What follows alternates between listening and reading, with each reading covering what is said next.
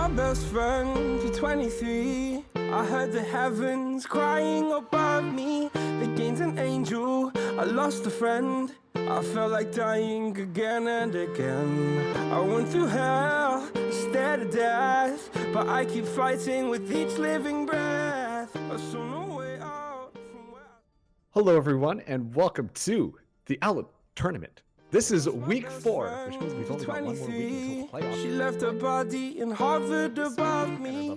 So, Joey, we've got a great game for you today, as we've got the Lost Beaver to beat versus Paradise Tempest. What can we expect from this match, Spooky? Hey everybody, for this match, it's very important, especially for those playoff implications. Paradise Tempest, they're 3-0. They're 9-0 in map score. They have not dropped a single map over the course of this tournament.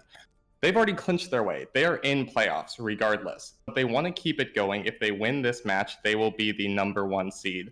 Los Beavers debut, they are 1-1 overall. They still have a shot at playoffs, but it's going to be hard. They have to win this match. And regardless of their map score, I think if they go 3-0, 3-1, 3-2, I still think they'll have to sweep their next match to get into that 3rd, 4th slot. So there is hope for them still, facing down pretty much the titans of Owlet so far in Paradise Tempest.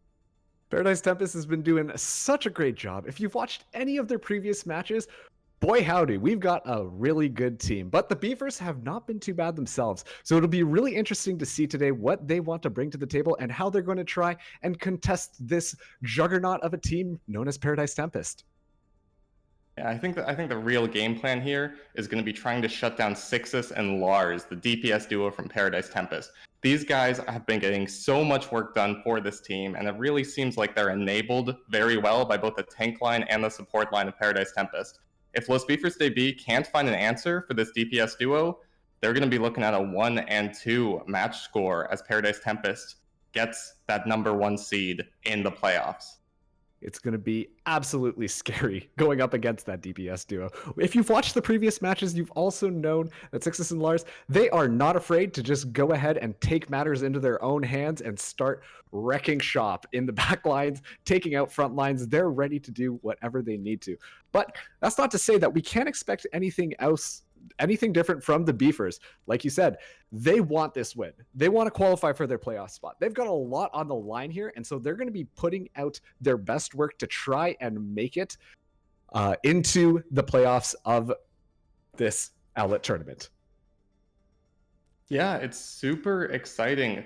Let's see what's going to come out here. Paradise Tempest, they don't want to drop their perfect record. Like I said, 9-0 in map score. That's just maps. They have not lost at all in this tournament. They're looking for that 12-0. Meanwhile, Los Beavers debut, they've still got playoffs on the line. So we'll see how that comes out if Paradise Tempest are so fired up to keep their record going versus Los Beavers, who just want to make it into playoffs right now. Paradise Tempest, like I said, they've clinched their spot. Even if they lose 0-3 today, they'll be knocked down to maybe 2nd or 3rd. They've been doing so well so far in this tournament that maybe this match won't matter as much to them as the Beefers, but I guarantee you it's going to be a hard-fought battle over these next few maps. I believe we're getting ready right now, about to go into our first game. We're just waiting on the teams here, but I am so excited. You say that Paradise Tempest doesn't really have anything to lose, but pride is really important too, Spooky. Let's not forget about pride. And if you can course not. clean sweep your way through all of this, then you know Paradise Tempest. That's so good. Just be able to think that you can achieve that. So you know that they're definitely going to be going into it. But we've got our first map on the line, and it's going to be Oasis. Initiating match. Yeah, it looks like we're going to be starting off on Oasis City Center. I'm really excited to see what these two teams are going to break out. I don't think either of them are super comfortable, or at least they don't think that the rush comp is best, or they're not super comfortable on it. These guys don't play a lot of that Reinhardt-based style that we see a lot in Owlet. So I'm going to be expecting some of the dive coming out, maybe some double shield, but we're going to see what comes out on City Center. Right now, it seems like Paradise Tempest is teasing this dive, Azukari and Magic Turtle on those classic tanks. Meanwhile, Los Beavers debut was something they're kind of used to, that we don't see that often, but they played this before. It's the double main take dive with the Wrecking Ball and the Winston. It's going to be interesting to see how that little change can affect the match. But we're underway already. Paradise Tempest taking advantage of a little bit of a teleport as we see Sixes swap over to the Tracer. Yeah, they're just coming in, trying to find the first engagement, taking advantage of this high ground. Blue Jay on the Echo doing a lot of work here. Big Antonate going in. And Firebats, he's already hacked up, which is not what you want to see on the Wrecking Ball. But it looks like the Beefers, they've caught the high ground. If they can make something happen with it, though, that's going to be the question. As we see Lars flying in here, now the fight is onto the point. Let's see what happens. Taylor trying to get damage onto Lars. Looks like he's not able to do so, but he's going to be backing off right now. We see that Blue Jay is able to find the pick onto Azukari. This could swap the battle in favor of the Beefers here, as Lars is pushing back, taking out Harambe just with his little gun right there, and now he's pressuring down Blue Jay. He finds Blue Jay as well, and what looked like such a windmill fight for the Beefers is now swinging into the favor of Paradise Tempest, as it looks like they are just on cleanup now. Yeah, Lars just got so much damage in from the side. Nobody was looking at him. He's almost charged up that EMP. He's got it right now. And it was just a DPS duo from Paradise Tempest on the flanks, getting in that consistent damage. And we see now Paradise Tempest, they're going to set up on this high ground. Such a powerful spot to have, see what's going on, and then choose when you want to take the engagement. Yeah, meanwhile, it's up to Los Beefers to engage into them. Firebat is going to do just that. A big minefield traded out by the Anti. Immediately put to sleep, and we see the duplicate come out onto another Winston. We've got 3 monkeys jumping around on point right now, which is scary for anybody who knows. But the Blue Jay unleashing the Primal Rage, trying to go for this backline, pressuring down Ira, immediately gets the peel back though, and is able to survive that attack, and Blue Jay is taken out by Magic Turtle. Now, Taylor trying to fight Sixtus. It's a little bit difficult when you have a little bit of a Tracer, but regardless, Paradise Tempest are going to be holding on to this point, as now it's 40-0%. Yeah, as Blue Jay goes in, you see the Diva kind of peel back for Ira, but the rest of the team just goes forward and starts cleaning up some of those kills. Blue Jay can't get enough done on the Echo. He's going to swap over to the Tracer. Paradise Tempest really taking advantage of superior positioning and not having to use their abilities to engage. And Firebats immediately trying to roll through. Ira is getting so low, will they be able to finish it off? It looks like with the support of Taylor, they're able to do so. Firebats just rolling around, putting on pressure onto Paradise Tempest, but Azukari, he's on point right now, and he unleashes his Primal Rage, but he's going up against Harambe, also unleashing his Primal Rage. We've got 2 Raging Monkeys on point, but it doesn't matter because Magic Turtle, with his self-destruct, is able to take out more, and Lars just pumping in damage now. And once again, it looks like this fight is going to the favor of Paradise Tempest. The Beefers, they're getting really close to last fight territory now. Yeah, Beefers have to get in. They have to touch. They need something here. They really don't have the ultimates that are really impactful here. Well, Lars has that EMP.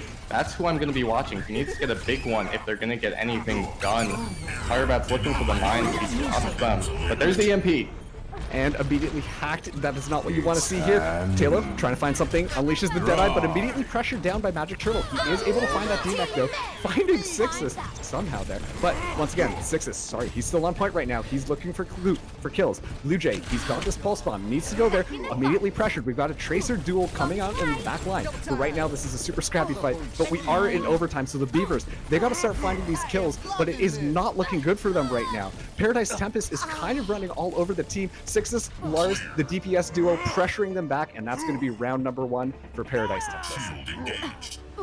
Yeah, and it really did seem like, you know, Sixes and Lars were able to get so much work done on the side, especially in that opening fight. You saw nobody really looked at Lars as he was just pumping in damage with that little machine pistol. And then once you win that first fight, you have the whole positional advantage. You have whatever you want. It's up to Los Beefers to actually use their cooldowns, use the Wrecking Ball cooldowns and that jump pack from the Winston to get up onto that high ground. They have to commit resources just to f you.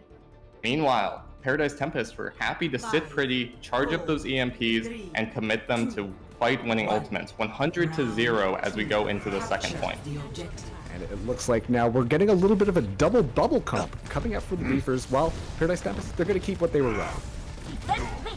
Yeah, I do like this. We see the Pharah coming out from Lars. He has been so consistent on that hero, getting a bunch of work done. it's only really Halo who can actually contest him. Blue Jay can get up in his face if he needs to, but it's not really a hard counter. But Blue Jay does find Ira early. And Taylor taking out Azukari. Sixes though, returning it onto Harambe. Taylor now, he's looking for this Pharah over here, and the form of Lars falling immediately low. Without that Mercy Pocket, he's a little bit dangerously close to death as Spork is able to take him out with Sound Blast. And this looks like the Beefers are going to be able to tap the point first, but they've still got to deal with Magic Turtle just in the Baby Demon form over here. And that's going to be Beefers capturing first point. Yeah, it's an early pick onto Ira. Once that Mercy is down, Lars cannot get as much work as he would like to done on the Pharah. It's on Rig, who has to heal everyone on the team. He has to look up, he has to look at Sixes, he has to look at his tanks, he's looking everywhere, and he just cannot get it done. He cannot heal enough to keep everyone up. Now, Beefers in full control of the point. The Blue Jay down early. Lars Echo diffs him right off the bat. Lars being like, I see you playing Echo, you know what? I can play Echo too, and let me show you how good I am, as he immediately takes that 1v1. And Sixes finding Mankey. Now, if you're the Beefers, you're in a little bit of trouble. You don't have one of your main sources of healing. Lars able to also get Fire Bats as well. This is not looking as great for the Beefers as Paradise Tempest. We see Sixes, he's pushing way back into their spawn, but he is taken out by Taylor. But where's the rest of the team? It's Taylor versus, by the looks of it, 4 people, and it's not going to go in the favor of the Beefers. Paradise Tempest finally flipped this point though. It is 44% to 0. And look at the ultimates for Los Beefers. They barely use anything. They have so much ready to try and contest. You saw Firebats go so low and decide not to commit that Primal Rage. They knew that they were going for this next fight. They got a lot of percentage on board, and now they're going into pretty much a dry fight from Paradise Tempest, only having that nano boost online. Halo immediately commits the Deadeye. Let's see if he can find anything. The shield drops down onto him. Lars getting 2 picks with that sticky bomb. Where did that even happen? Who knows? It doesn't matter because we're going to be fighting a scrappy battle onto this point now. Lars, now he's got the duplicate. Let's see if he wants to commit it here. It doesn't look like he wants to, as it looks like the fight is won for Paradise Tempest, so he's going to be able to hold onto that ultimate. What a great play by Lars right there. Yeah, Lars, just no ultimates really needed. They do commit Rig's nano boost, but they get traded out by the Primal Rage and the High Noon, the Deadeye from Halo. Still, Blue Jay has his own duplicate, and I'm looking for that going straight onto Azukari. And it looks like we've got another Diva and another Monkey on point. This is the Battle of the Tanks. But Blue Jay, now he's got the self-destruct. Let's see how he wants to play this right now. He throws it up into the air. Let's see if anybody can get out of the way. It looks like that's not going to find anybody, but that doesn't matter because now he's back in mech. Meanwhile, on the point, this fight is going so scrappy right now. Azukari beamed down by Blue Jay. This is going in favor of the Beefers right now. They are pushing really hard into Paradise Tempest, trying to flip this point over, but Paradise Tempest is doing a good job of stalling it out. Yeah, and stall's the name of the game. You got it high enough at 82% that you're probably about in one fight territory. You take the fight, you take the point, and then it's really on Beefers to come back and try and get that pick. And they'll probably have to struggle for it. They might have one more fight, but it's definitely questionable. Sixes, he's almost got the full spawn, and he's sneaking around. A little bit of a solo stealth mission, but immediately caught by Fireman. So he has to back off a little bit. But looks like Paradise Tempest are getting ready for the engagement. Harambe immediately commits the self-destruct. It's a battle on the top point, but the sound barrier is going to come out from Sport, keeping his team nice and healthy. Azukari finding the best of the Winston battle there, taking out Firebats. Mankey, though, gets the hit onto Sixes and is going to be able to take down that DPS difference right there. But Azukari put to sleep. He's kept alive barely by the end of the point. Now he's back on point right now. The Deadeye coming out from Taylor. Let's see if he can find anybody. The side of Paradise Tempest being extremely careful, playing around here. Azukari back on the point right now. This is, once again, a super scrappy fight, as it looks like we're finally into this one-fight territory, but it looks like Azukari, with the nano boost, is going to do a lot of work on Firebats, trying to turn this around for the Beefers, trying to keep this game alive, but it is overtime right now. He needs to stay on the point, and he's being contested by Lars' Deadeye. You don't want to be on the receiving side of that, as finally he falls down, and it looks like this is going to be Paradise Tempest winning map number 1. Beautiful plays coming out from Paradise Tempest. I really want to emphasize how important that point flip in the middle of that long engagement was. I was saying before the fight started that, you know, Los Beefers might have a chance to come back and get another engagement if they lose a fight on point. But they didn't get that chance. They lost the point in the middle. They all funneled into that side room to try and get some picks, and Paradise Tempest were able to flip. Then, by the time the fight was over, it was already 99% for them. You have to stay on the point. That I'd call that a C9 from Los Beefers. Oh, no, you're busting out the C9 already? It's instrumental. It would just be a mistake if they were able to take that fight, but it's game losing since they lost it. So what do you think was working for the side of Paradise Tempest? Because despite the fact the Beavers had a pretty strong hold on that round number 2, Paradise Tempest was able to flip that back around. Yeah, Paradise Tempest, I think it's just coming in from Sixus and Lars. We saw Ira get picked off early a couple of times, which was why Los Beefers were able to take that first fight and hold on for a little bit. But you saw a great coordinated dive, which is how Lars got that double sticky bomb kill in the first fight they flipped. And from there, Paradise Tempest were just able to hold on for so long. Good cycling of their ultimates, good use of positioning, good trust in their teamwork and their teammates. And that was it. Like, even as Los Beefers, they came back, they were able to cap the point again, but I just don't think they have the level of coordination that Paradise Tempest was. And you could see that in that crucial point where nobody touched the point. You always hate to see it, but the Beavers have been putting on a good showing against Paradise Tempest. We saw a lot of signs of life of them busting out and being able to sustain when they were able to cap that points. I would actually argue that during some of those scrappier fights, they looked like they were coming out on top. Yeah, I'd say so too. It's just, I think Paradise Tempest, it's this DPS duo. They're doing so much work. It's really hard to say because everyone on Paradise is really doing a strong job. Azukari on the monkey as well, getting a bunch of work done. But they just do seem a little bit more coordinated. And especially for a team game, teamwork, very important. That's for sure. Absolutely. It looks like we've got our next map up, which it's going to be Junkertown. So what can we expect from both teams here? Junkertown's an interesting point. The first one really does lend itself to Widowmaker, these double sniper compositions, and potentially, the double shield coming out from Paradise Tempest. That's a Paradise Tempest special. They have loved to run the Orisa Sigma on almost any chance they get. Meanwhile, we might see something similar from Los Beefers' debut as they ran the first point, that double main tank dive. The first point is on Junkertown is a good it's a good area for Hammond to run around on that wrecking ball, get a bunch of work done. These long sight lines, he'll also be able to get into the back line, take out these snipers if Paradise Tempest choose to run them. And Firebats looked incredibly comfortable on that wrecking ball, especially too if they combo that with Harambe on the monkey, which is very aptly named, then that's going to be a lot of pressure against those double sniper compositions, right? Yeah, absolutely. It will kind of force them to play as like a conglomerate almost around these double shields, force them into position, and then potentially you'll have Taylor or Blue Jay on that tracer coming in from another side. And that could really lead to large sticky bombs or just big pile drivers coming in from Firebats. And we do see Paradise Tempest. They love running this double shield composition. And previously, teams seemed like they were a little bit unprepared for it. So it's going to be really interesting to see whether or not Paradise Tempest want to bust that out once again against the Beefers. But Beefer, I think they've got a good chance if they do run that dive comp, like you said. Yeah, and Beefers don't seem completely out of it so far. I know they did lose 2-0 on that first round, but they did seem competitive at points. I really do think this team has a lot of potential, but it's just so hard when you're going up against such a strong team in Paradise Tempest. Now 10-0, by the way. Congrats to them. 10-0 in map score. They're looking to close this out. 2 more maps for them, and they get to secure their perfect record. Los Beefers.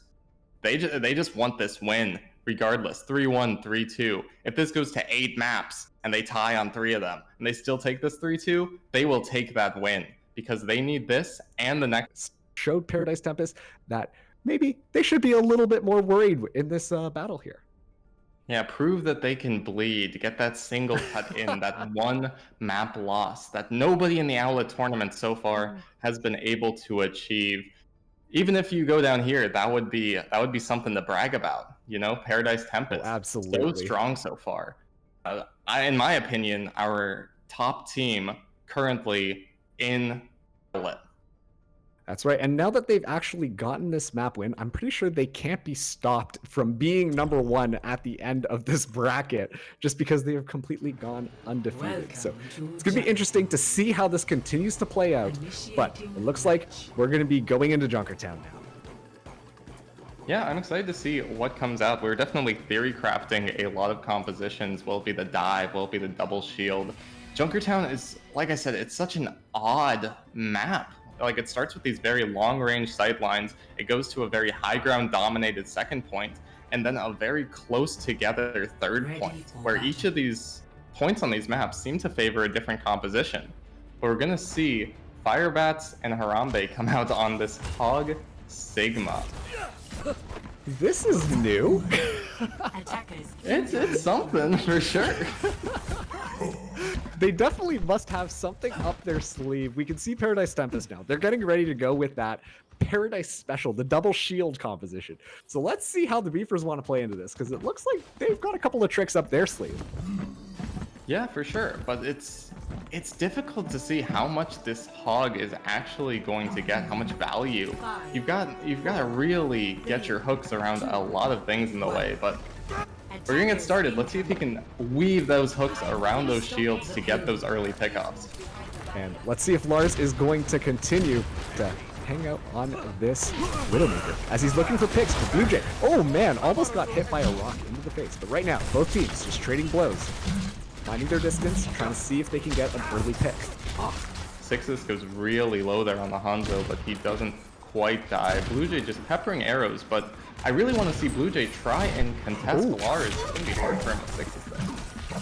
And Firebats gets a hook off, but it isn't enough. He's going on to the back line, as you should be doing when you're playing Hog. But it looks like the teams are going to be starting to engage here. Blue Jay using his Hanzo arrows to try and get as much damage and break those shields down as much as he can. But it doesn't look like it's enough. Lars, meanwhile, on the flank with the Widowmaker, looking for some of the picks. Azukari does find Firebats. That's a Hog down. Now it's a 6v5 fight. And so this looks like it should be going in favor of Paradise Tempest here, as they're going to just be cleaning up the rest of the back line. And Paradise Tempest take this payload to point number 1. And that's so rough because I don't think Los Beefers were actually able to contest the point at all. We'll finally see the switch off of this Hog onto the Wrecking Ball. It does take a little bit more advantage of the high ground on point 2. Talo going over to the... He went to the Tracer, then to the Soldier. Just trying to maybe contest this double sniper a little bit. But I would take either the Hanzo or the Widow over the Soldier at any point. So let's see if Talo has something special to break out the legs. And like we talked about, Firebats very comfortable on this Wrecking Ball pick. He's in the back line right now. He's putting on pressure. Blue Jay, meanwhile, swaps into the Hanzo. Let's see if he can find any picks here. Lars, though, is able to take out Mankey. Blue Jay returning the favor onto Rig. This looks like it's a 5v5 right now. He's going to commit the Dragon Strike, pressuring back the back line of Paradise Tempest. Now Azukari, he's all on his own. Is he able to escape with his life? He's about down half. Firebats rolling through the scene, just trying to create some distractions. Meanwhile, Taylor finding his high ground, putting in work as Soldier 76, and now it looks like Beefers were able to push Paradise Tempest back. Yeah, strong plays from Beefers. The early trade did not go in their favor. You would rather lose your Zenyatta than your Brig, or your Bat, rather. And Mankey goes down early, but it doesn't really matter. They're able to pull it back up, especially with that Dragon Strike from Blue Jay splitting off the team from their Orisa and just the Firebats in the back there, hitting the pick onto Lars as well. Ooh, and the Gravitic Flux is committed into the Dragon Strike, but it looks like it isn't enough, as we're also going to see Sport commit the Transcendence just to keep the rest of Beefers alive. Talo, though, finds Lars Blue Jay trading out for the Hanzo picks right there, and now it looks like the Paradise Tempest, they've got to reset again. They've got to disengage because the Beefers have pushed them back once again. Yeah, great hold so far from Los Beefers. They started out getting pretty much rolled by this double shield comp, but they've broken out the legs, and that seems to be the answer. I guess I do think that the Soldier plus Hanzo plus the Zen, that's a lot of shield break coming out really fast. Very consistent. Let's be careful. has been thrown down now, and the mines are going to come out, but it doesn't matter because Firebat's able to escape with his life, and the Transcendence coming out for Rig to clean up those mines. And now this is Paradise Tempest just pushing in, but Harambe wants to contest this, throws out the Driven Plus. Now he's in his backline, immediately gets stunned out of his rock throw though, and so that's not going to be too good. Blue Jay gets taken down by Lars. Firebat's though, finding Sixes. Once again, this is going in favor of the Beefers right now, as we see Firebat's just looking to follow up on that kill. Now, Paradise Tempest had a huge time bank coming into this, and they've only got 2 minutes and 30 seconds left on the clock now. Yeah, they've been forced off their double shield comp. It is not working for them. They switch over to the dive. They want to get in here, push the Los Beefers off the high ground, try and get something done that way. But, you know, they've swapped everyone. They have pretty much 0 ults, minus this Deadeye, and they're playing into a lot of them from Los Beefers. Spork taking out Azukari. Oh man, you love to see it. And Spork also able to get the D-Max onto Magic Turtle. He is doing a lot of work, but let's not forget about our buddy Blue Jay over here, getting the pick onto Lars. Firebat's finishing off Baby Diva. And once again, this is going to be another reset for Paradise Tempest. Those Beefers truly look revitalized. They did not have to use any ultimates to push Paradise Tempest away. And Paradise Tempest really didn't get anything done. They switch over to the Tracer as well to go to this full dive style. But look at how close together all of Los Beefers are playing. Who are you gonna dive here? They're expecting the dive and they're ready for it. But Sixes onto the Genji now. Let's see if he can find anything here. Again, they have to be careful about going into this top room with a Dragon Strike ready to get them. They back out there. But still, Halo looking for more. Ira falling, and they have to back out. Paradise Tempest can't take this fight. What a solid defense from the Beefers right now. They've reduced Paradise Tempest's time bank to just over a minute. Yeah, a beautiful hold so far. Paradise Tempest are struggling. If they lose again, they might not even have this Nano Blade on in time. Sixes is coming up on it, but Rig is a little bit far behind. If they don't get anything done here, if they get stomped again, they might not have the ult they need. And Spork has to commit the Transcendence in order to keep his team healthy. Now we're going to see the Tac Visor coming out. Taylor trying to find Azukari. He does find Azukari. That's going to be Magic Turtle next. Ira is on the point though, pushing and making a little bit of cart progress. Ira finally going to go down to Firebat's mine. Sixes. He's got this blade, but he is taken out by Harambe. As Lars able to find Harambe, but it might be too late as he goes into the mines. Now, there is only 30 seconds left on this clock. Paradise Tempest though, they have a couple of ultimates. It's not over yet. They're gonna have the Nano Blade. That is so dangerous from Los Beefers. They use so many ults, and now the ult advantage is firmly in Paradise Tempest's favor. They do not have the Transcendence to block this Nano Blade. And here it comes. The blade comes out. No Nano quite yet. He's trying to get something out of it. Azukari though. Oh man. Okay, the kill feed is lining up with Paradise Tempest as everybody just looks like they're pressing Q, and it is working in their favor. Huge anti-nade coming out from Rig, and that's going to be Paradise Tempest now, taking this to point number 2. Yeah, they're happy to just use the Valkyrie and the damage boost from the Mercy to boost that blade up. They don't need the Nano. They do end up committing it, it looks like, near the end of that fight just to solidify it. But great attack from Paradise Tempest. Lars is just in the back doing Lars thing, but Tailo, he's on the Torbjorn. Let's see how he wants to set this up now. Yeah, and this is just going to give the dive so much trouble. It's going to be hard for them to get anything done. The mobility doesn't matter when you've got a literal aimbot tracking your every movement. And that's what the turret is. Like the Tracer, the Genji, they're going to have a lot of trouble moving.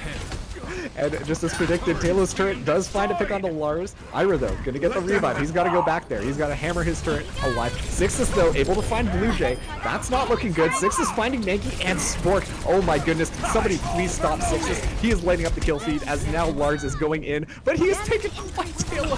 This Storm pick is so effective at stopping him. It is insanity. But Paradise Tempest still able to make a little bit of progress. The respawner's advantage favoring the Beefers in this situation, though. Yeah, Paradise are going to want to play passive, wait for all their teammates to get back. They're just walking off the point, but they're going to have to come back soon. They have 6 seconds. And Lars, he is now swapped onto the Sombra, doing a little bit of a sneaky sneak into the back line, get some hacks off. Let's see how this goes as we are now into overtime. Magic Turtle, he's got this self-destruct. Let's see how he wants to use it. He's probably going to save it for his D-Deck, but nope, it comes out. Blue Jay, though, he uses the Deadeye and finds Rig. That's going to be huge because that's a main source of healing. And then Sixtus goes down. Blue Jay right now is a menace in the back line of Paradise Tempest as he is coming in here, showing them what he is made of. Once again, don't forget, Beefers, they've got the respawners advantage. If they can stall this out and find enough picks, then this is going to go in favor of the Beefers. Now Firebats taking out Rig once again, despite the fact that he was rezzed. He is looking to swing through and punish Paradise Tempest. Sixtus, he's almost back. He's so close to finding his blade. And with that, he is going to bust out the blade. Let's see if he can find anything here. He falls slow, and Sport catches him out of the air. Tailo, using his turret, trying to push people back. He's got the Molten Core on point, but that's going to be it. Paradise Tempest, they get taken out by the Beefers right before point number 3. Yeah, the supports from Paradise Tempest falling, that even when that blade comes out, it is not going to do enough. The turret doing a lot of consistent damage and just able to take him out. He doesn't have any healing. It's just a last-ditch effort blade. Nonetheless, good push from Paradise Tempest when we thought they really would have been held on that second point.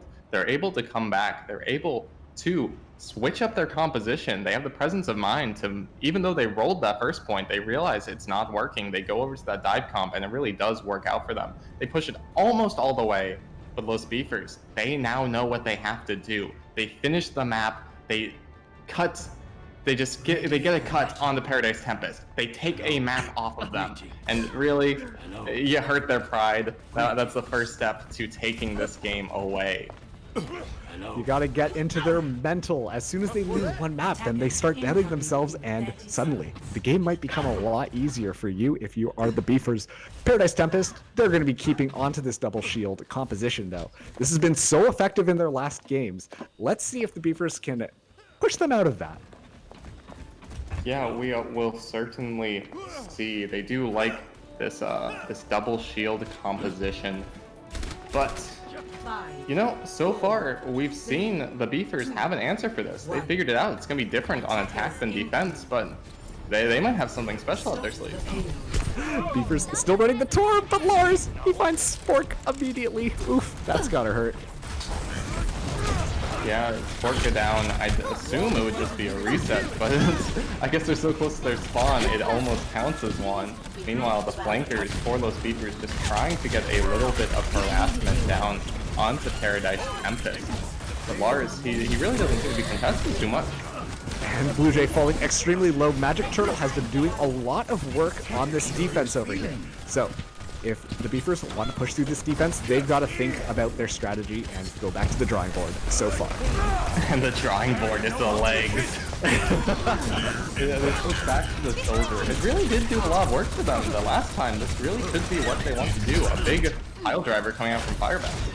And Firebats is chasing Sixtus down, unable to find the kill though. Lars taking out the legs. The amplification matrix is coming in here. Blue Jay, he is running rampant in this backline, and now he has his pulse bomb. Lars falling down. Blue Jay finding Sixtus. As he cried though, trading it back for Sport. This is still very much alive. And once again, Firebats, he's rolling through. He's got the mines on point. Now, if you're a Paradise Tempest, you've got to back out because there was just too many bodies flying around on point for this double shield comp for you to work. Yeah, and we'll see Lars switch over to the Sombra here, try and get a little bit more pressure in the back line. You can hack up Firebats, hack up Blue Jay, keep them from using that extra mobility, even hack up Talos so the legs don't work. Meanwhile, Paradise Tempest, they're gonna get a fight, or they certainly should, but they might not all be together for this. I don't know if they will contest. And it looks like they're not Beefers. They've got 4 minutes and 40 seconds on the clock going into point number 2. Talos switching back over to the Torb. He seems to prefer it closer to the end of these points, but we'll see as we move on to the second point. Very grouped up. They want to take advantage of this positioning and get those early picks. And Sixtus immediately just pelting in his arrows, is pushed off the high point though. He is going to commit the Dragon Strike, but Harambe, using the Gravitic Flux, pulling up so many members of Paradise Tempest as Blue Jay collapses onto them, onto the ground. And that's going to be another cleanup for the Beefers as they have pushed and punished the Paradise Tempest on this double shield comp here. And the point just kept rolling the entire time. No one was able to come down to... If Paradise Tempest are going to get this touch, is going to be late. Lars on the Sombra trying to get something, but... nothing. 5 minutes to complete the map. 5 minutes to prove that Paradise Tempest are mortal, that they can lose this. 5 minutes for Los Beefers to come back and get this 1-1 and potentially come back into the series. I think Six has heard you, and he said no as he immediately takes out Blue Jay. But Beefers, they're going to back off. They've got a huge time bank now. Azukari, though, he's holding onto the supercharger. So let's see what happens next. Yeah, he's just looking for optimal time to engage. It's going to be the EMP from Lars. Following up on the cleanup. Azukari catching Sport, his shield going so low. That was such a quick cleanup from Paradise Tempest. One ultimate used. And that's really what they have to do if they're going to hold for this whole 5 minutes, now 4, or a little over 4 minutes. Hold. They need to cycle their ultimates like that. We talk about how coordinated Paradise Tempest is, and that was them absolutely showing it. The EMP goes off immediately. The team is collapsed upon. And it totally worked in their favor, especially two against this Wrecking Ball. Hacking, very effective. Very effective. Really very effective on most members of Los Beefers. That's probably why Lars did switch over to this. But Six is down early. That could be the go sign for Los Beefers. I'm going to see Ira commit the rest here. The supercharger finally comes down from Azukari as he's pushed through the amplification matrix. But Sixes, he finds Blue Jay with the Deadeye, and they're just pumping in so much damage. Magic Turtle using his Gravitic Flux, and it looks like this is going to be another fight win for Paradise Tempest, as they are only on cleanup right now. Just Firebats in the back line, but he falls. But this is exactly what I said Paradise Tempest can't do. Look how many ultimates they committed to win that fight. They're almost back up to Lars's EMP, but if Los Beefers are able to weather that, they'll have almost 6 ults online to win maybe just one more fight. Let's hope it isn't one of those situations where they can just walk in and press Q, but hey, Paradise Tempest did it last time, so that's how you know the strategy works. Now, they're engaging, and the EMP comes out. That is a huge amount of hack potential onto the Beefer side, and that looks like Paradise Tempest are just going to be cleaning up. Harambe does find Lars, but I don't think it's enough, as Sixus putting in so much damage, Firebats taking him out, punishing him, and that's going to be another reset for the Beefers. Strong EMP from Lars, but it's almost lucky for Los Beefers that, you know, Harambe or Menki hadn't committed their ultimates already, because the EMP would just shut that down. Now they have so much to work with. Coming into this fight, they have 6 ultimates online. Oh no, it's scary, it's scary. And I think Paradise Tempest knows this too, as they're playing a little bit more cautiously, as they know the Beefers could strike at any moment. It's all on Beefers. This is their fight to lose. The mines are committed, and oh my goodness, Sixes though, he's able to take out 2 with his Deadeye, keeping this fight alive. The Beefers are very much on point. Harambe falling extremely low. This could be the push that they needed from the side of Paradise Tempest. Sixes trying to fight Harambe. We see Azukari has now swapped onto the Wrecking Ball. We're going to see the Gravitic Flux go up. That catches 3. That is a huge grab. Oh man, so many people are going down on the side of Paradise Tempest as the Beefers are running rampant on their back line. They're so close to finishing this map. They just need a little bit more, and that's going to be map number 2 going to Los Beefers to be. Are you kidding me? These guys decided they're here to play, take the first map ever off Paradise Tempest in this Owlet tourney. We got a game on our hands, Marks. You know what, we talked about how strong Paradise Tempest was on this double shield comp, but the Beefers were like, we've got an answer for that, and boy did they, forcing them off of that comfort pick on the Beefers defense there, and then just rolling over them in this offense. It's looking good right now. It's tied up 1-1. Yeah, I honestly thought that Paradise Tempest were going to be able to pull this out again. Sixes getting that double kill with the Deadeye, and then they had committed so many ults already, but Harambe, he's the one who has the presence of mind. He holds his Gravitic Flux till he knows it will get value, and he just holds it till everybody is on that point, grouped up. He lifts them up, slams them down, and the rest of his team is able to clean up. It was looking sketchy for a moment. It looked scary, but Los Beefers, they clutch it out. This game is now 1-1. Paradise Tempest Their dream of that 12-0 map score is dead. And let's talk about, too, how Firebats looked so comfortable on that wrecking ball, running around the back line there, and doing so much work. Yeah, he really did. And I think the disruption coming out from Firebats was really one of the reasons that Plus Beefers were able to take this. Just the double shield wants to play together, and when you've got a ball just zooming around, knocking you down, slamming into you, dropping mines on exactly the position you want to set up, it doesn't work as well. You have to rotate, you have to move. And once again, Beefers, they've got to be feeling really good about themselves right now, because they have done the impossible and won a map over Paradise Tempest. If you're in Paradise Tempest's head right now, what are you thinking? I mean, they didn't get demolished, right? So you can't feel that bad about it, but you really can't think about, your map streak. You can't think about, oh no, we've lost. We have a map loss in our record. This is terrible. We're down in the dumps now. You can't think about that. You still got a match to play, boys. you gotta get in there. You gotta remember that you still have a chance of getting the #1 seed. You just have to win this map. You win this match, and you are the #1 seed. So that should be what they keep in mind. They shouldn't be all humdum about losing one map. Everyone's gonna lose a map eventually, but you have to remember what you're really playing for. It's not pride, it's playoffs. Absolutely. And with that, the series is now tied up 1-1, Lost Beefers to be versus Paradise Tempest, and we're going to be going to a quick break. So come back soon, because we're going to be going to map number 3 in a highly competitive series. See you then. I lost my best friend to 23. She left her body and hovered above me. I saw no shadow. I looked around, searched every building and home that I found. I saw no shadow, but felt a glow. The warmth inside me, it kept me afloat. It felt like heaven had found my bones and gave me comfort when I feel alone. Now you're gone, I'm alone. I guess it's time to get better. Through the pain, I will go alone.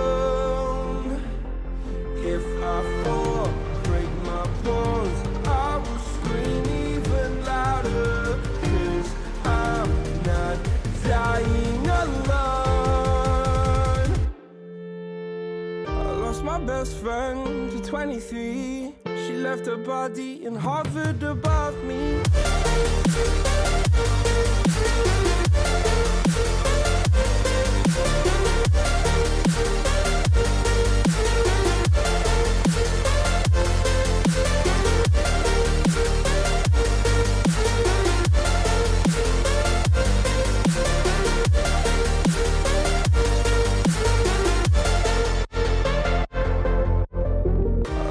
Best friend to 23. I heard the heavens crying above me. The gain's an angel, I lost a friend. I felt like dying again and again. I went through hell, stared at death, but I keep fighting with each living breath. I saw no way out from where I stood.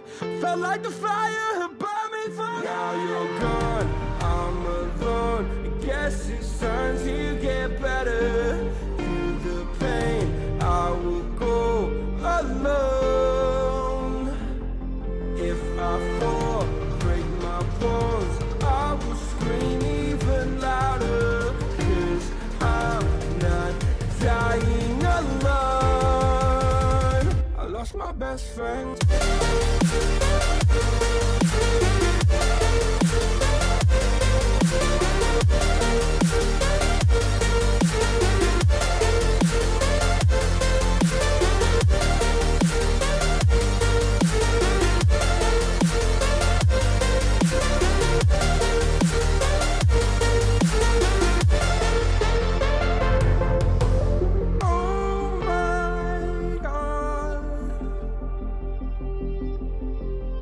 Don't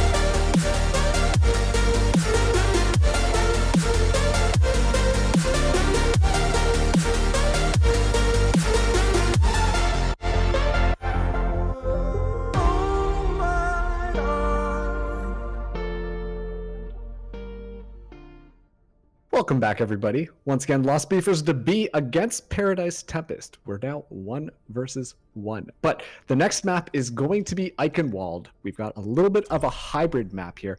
So what can we expect to see from both these teams here, Spooky?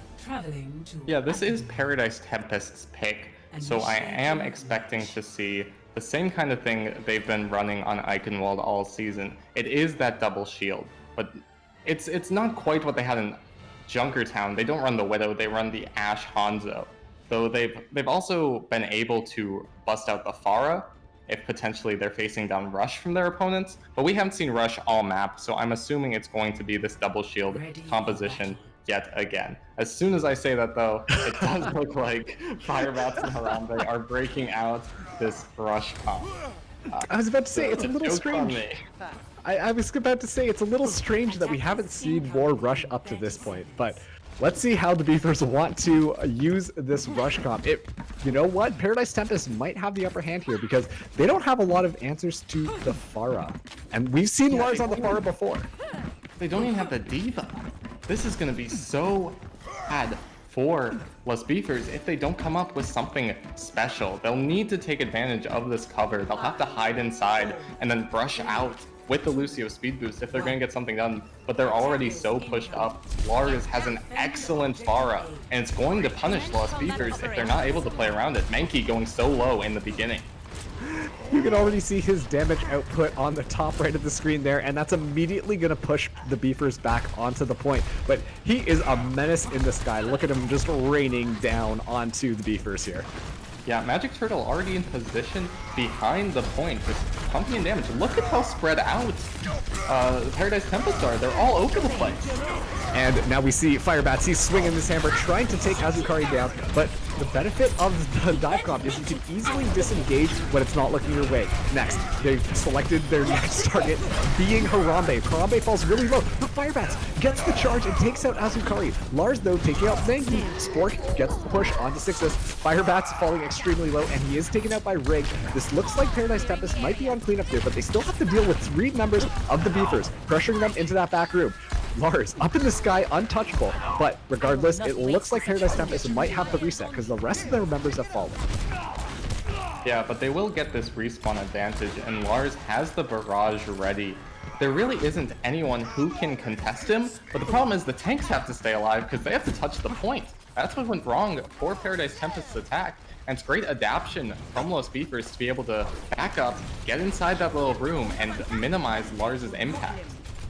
And Lars still up in the sky doing his work, but Blue Jay coming here, trying to flank the team right now. He's able to put in a long damage on Magic Turtle, but here comes Sixus.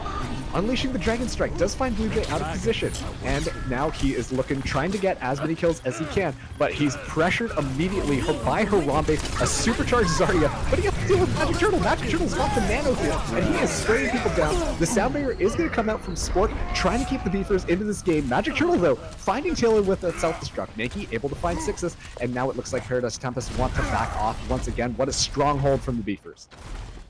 Yeah, the Beefers commit their sound barrier there, and they just able to take the fight off the back of a couple picks early. They're really doing a great job. I did not think this Rush composition would do this well. We've seen Paradise Tempest take apart Rush multiple times, but it looks like Lost Beefers have done their homework, and they know exactly what they want to do to contest this. Not many ultimates online for the side of Paradise Tempest in only a minute and a half of time. Amplification Matrix plus grab. And the graph comes out, but Harambe is trying to beam Lars out of the sky. His beat is just a little bit too far. Taylor, though, able to find a pick. Now Blue Jay coming up to this high ground, trying to contest Magic Turtle. Is he able to find the pick? Magic Turtle has to back up. He's falling extremely low. And now Blue Jay, he's got his Death Blossom. He is looking for an opportunity, but I don't think he's going to commit it because he's been doing enough damage as is. Sixus finds Firebats, though. It might be too late, though, as Paradise Tempest, they back off again and only have a minute left. No, they want to come in. They see an opportunity, and they're going to leap on it. They're like they leap on Harambe here. He's getting the pick. Ruben can commit, but it's not enough. 3 kills already for Paradise Tempest. And Lars, he's got this barrage. He's waiting for his opportunity to use it in order to seal the door onto the Beefers on point number 1. Let's see if he decides to take it, and that's going to be Taylor falling down. And now it's Firebats on the point, and as well as Spork. Spork falls down. Firebats just swinging his shield around, trying to block as many of these missiles as possible, but Azukari is going to commit his Primal Rage, just push the Beefers out of the way. And it looks like finally Paradise Tempest might be able to capture point number 1. Yeah, but what a defense coming out from Los Beefers. They want this win, and they are fighting for it. 7 seconds left as Paradise Tempest finally managed to cap, but that is not a large time bank to get it all the way around the castle and over the bridge, where you see a lot of teams get stalled out. Yep, and we see now the Beefers, they've claimed this high ground. Taylor almost fell down prematurely, but he's all good. Now, the Beefers, they can choose when they want to engage because they can just collapse on top of Paradise Tempest. Yeah, but playing on this high ground also has its disadvantages, especially with Lars on the Pharah. They start to realize that, and they're making the call to go inside, get out of the way of the rockets falling from the sky, and come and engage from a safer position. And Magic Turtle, he goes onto the high ground now. They're doing a little bit of a swap, but the rush is in, and the rush is running through. Taylor, he's holding onto this guy, looking for anything, but Magic Turtle's able to take out Firebats with his self-destruct. And Taylor does find 6s, though. That's a 1-for-1 trade.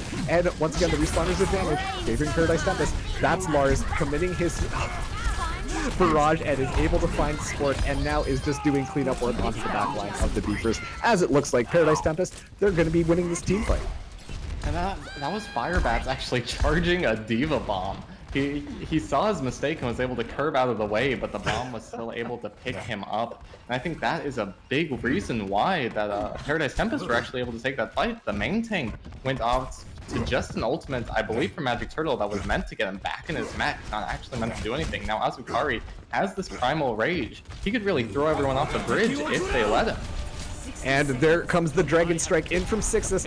He knows that they're up there. Is anybody going to stall this card? It looks like Paradise Tempest might just get this for free. Never mind. Sport comes back. He commits his sound barrier to keep his team alive. But 6s falling extremely low. He has to go for the health back. Is able to do so. Dodges the sleep dart. Now he's punching people. But he still has an arrow, so that's pretty good. Lars committing the barrage onto the point. Firebats holding his shield strong, but it looks like it is not enough. As once again, Paradise Tempest are going to be cleaning up this point, and potentially they're on their way to getting to point number 3. And I've got to come back. It's this DPS duo from Paradise Tempest. I think they got every kill there, at least 5 of them. But these guys are nuts. They really do just clean up and take over fights where they really shouldn't have a reason to. When these guys get super scrappy, they get so clutch. Firebats anti-early. Comes in, it knocks a couple people down, but they're not able to capitalize on it. Now, Magic Turtle does find a pick, same with 6s, and we've got a Nano Rhine flying in from as Azukari takes the charge. He wants to run in and swing his Hammer of Doom, and it looks like that is going to push the Beefers all the way back. Paradise Tempest are basically in their spawn. Now the Beefers swapping over to this Divish comp, trying to get more pressure onto Paradise Tempest, but Lars is running uncontested on top of those lamps. Let's see if this is going to be enough for the Beefers. Magic Turtle finds Firebat. Blue Jay able to take out Azukari. Lars still running rampant. Blue Jay, he's doing so much work on this Reaper. The big scary man with the shotguns is working out, but Magic Turtle is going to flip this back in his favor as he gets the mech onto Harambe. Lars committing his barrage, taking out more. Lars just putting in damage. He is so comfortable on this Pharah, and it looks like they're still contesting this. This is a battle right now, guys. If they can stall this out, if Paradise Tempest can get a couple of picks, the respawner's advantage will help them win this fight. But let's see what happens. The sound barrier is going to come out for Beefers. Beefers trying to pressure as much as they can. It is super scary right now as kills are going in favor of Paradise Tempest, but we have a D-Mech from Magic Turtle. Magic Turtle, though, catches Harambe in his Baby Diva form. 6 is putting in so much work right now. Let's see if he can finish this up, and that is going to be round number 1. 14 seconds left on the clock. What a fight. Yeah, Paradise Tempest, I mean, obviously they are in control the entire time just because, they have to be. Los Beefers are staggering back. They're switching to stall heroes. Their goal was to get Paradise Tempest under 0 seconds. They want to get them into overtime because that could potentially mean that Paradise Tempest won't get another attack if Los Beefers are able to finish the map. They don't get there, but they do get close. Paradise Tempest have to be breathing a sigh of relief, being able to get that cap with 14 seconds left. That means that no matter how fast Los Beefers complete this map, if they complete this map, Paradise Tempest isn't out of it yet, and they have brought it back. The double shield, but Sixus coming out on the Torb. We've seen a lot of Torb today, haven't we? Yeah, and I think they're betting that Los Beefers are going to come out on the dive. Yep. Sixus wants to play the Torb to counter Hive coming out from Los Beefers. Blue Jay is teasing us with the Echo, and these flying heroes are definitely dangerous to this double shield comp. It's kind of hard for them, at least the tanks, to contest them. But Sixus and Lars will show Blue Jay a bad time, and he's going to get his wings clipped real quickly if he isn't able to play around not only the turret, but the shots coming in from Lars, as well as the Discord orb from Rig. Let's see what Beavers can get done with this. But I have a sinking feeling they're gonna switch off this comp. How long do you think until Blue Jay gets enough of it and he swaps heroes? We'll give them a minute. They might have something in mind. This isn't something new from Paradise Tempest, so they might decide that this is the comp they want to break to this double shield. And Magic Turtle is able to find Fire Bats there. Blue Jay still on this hero pick. We'll see if he swaps within a minute, but Taylor, he's on the Soldier 76. That's a lot of pressure onto the shield. But Beefers, they have to back off. They don't know what to do against this double shield comp right now. We see Blue Jay going over to the Mei. They're going to called it. over whole rush comp. This is still gonna have a tough time unless they really take advantage of the natural of Kyra, not even giving Kalo a chance to breathe on this McCree. The supports? Yeah, the supports coming in thirsty. Ira and Rig, they're not gonna give them any time to come in. But this rush comp, it is gonna struggle. There's a lot of pressure coming out. The poke from Paradise Tempest is just going to put so much pressure on the Firebat's shield, and he doesn't even have the defense matrix from the D.Va to relieve that a little bit. But they're coming in fast. This is what they want to do. Exactly. As this rush comp, you want to get your Reinhardt set up to swing his hammer, and that's exactly what he's going to do. He is going to find Magic Turtle. What? He went right through that rock as it was still floating, and now this is looking really good for the Beefers as they clean up the rest of Paradise Tempest. We have a little bit of a stall coming out from Ira, but I think that's going to be it. So now, this is looking like point number 1 for the Beefers. Beautiful push from the Beefers. Just they played the Reinhardt rush comp exactly how it's meant to. Just taking as much damage as you can before you activate that speed to get you into position. Let the shield take the brunt of the damage. Just as it's about to break, you speed in, you just start swinging the hammer, and no one was able to contest it. We actually see that Paradise Tempest, they don't feel comfortable anymore with the double shield. They feel like they need to meet the Beefers head to head. Sixus, he can't get his multi-core off either. He got walled off. He does find the molten core, but the shadow is going to come down and find so many of Paradise Tempest. Taylor just immediately wiping the floor with Paradise Tempest. Sport is going to go, but Paradise Tempest are kind of flipping this back. We have a Blizzard committed on the point as Lars able to take out Firebats. Lars is kind of clutching this up for his team right now as he's found so many picks and put out so much damage. And what looked like a very winnable fight for the Beavers has swung in favor of Paradise Tempest. Great job by Lars managing to get those picks. I really want to see how he plays this Ashe. It's not common really in these kind of rush comps, but he can take these high ground positions and get a lot more damage in if he is allowed to stay alive as Harambe manages to pick him off. Sixus is over on the Mei though, so it's not... Lars isn't the worst pick to lose in the world, but you hate those 5v6s and you hate the 3v6s even more. Oh, Halo no. gets the double kill with the Dead. You can see the Beefers feeling really confident on this rush comp right now as they are rushing right over Paradise Tempest, and this looks like it's going to be point number 2. They're rolling! Let's see if Paradise Tempest can stall this out. It looks like the Mei is going to be committed, but Firebats, he is falling really low. Oh man, there comes out a shatter. What is going on there? There's so much on the screen, but we've got ultimates flying left and right. We've got the gravitic it's there somewhere. in the favor of Paradise Tempest. What looked like the Beefers were storming the point, then Paradise Tempest said, "No, sir. Now, this is our fight to win." And they do win it. Yes, a lot of ultimates coming down, or at least it seemed like that. Harambe and Spork both committing their ults, with Ira using the amplification matrix. But finally, Paradise Tempest, this is a bad place to get stalled out. It takes so long to get back to the point here. They have to go through this tiny choke point, and there's so many ults online for Paradise Tempest, and they're going to start by committing the Blizzard. And it is doing so much work as Azukari, Magic Turtle, finding things, but Taylor trying to keep this fight alive. He has to dive off the bridge. Rig finding Harambe. Blue Jays using his legs, running for his life. Magic Turtle, though, cleaning up Taylor, and that's going to be another hold from Paradise Tempest. They hardly committed any ults there, and it worked in their favor. Exactly what they want to do, and look how much time it took just for that to happen. That's a bomb from Magic Turtle. I'm going to call that one a fat finger. That might have been a fat finger, or maybe that's just a BM coming out from Magic Turtle. He says he doesn't even need that bomb to beat Lost Beavers. Are you kidding me? On the He doesn't need Beavers. that. Blue Jay is going to bring up the tack visor. Let's see if he can find anything here. He is able to put a little bit of damage, but not able to find any kills. Now, the fight's coming in. Taylor, though, he's so far away. The sound barrier coming in.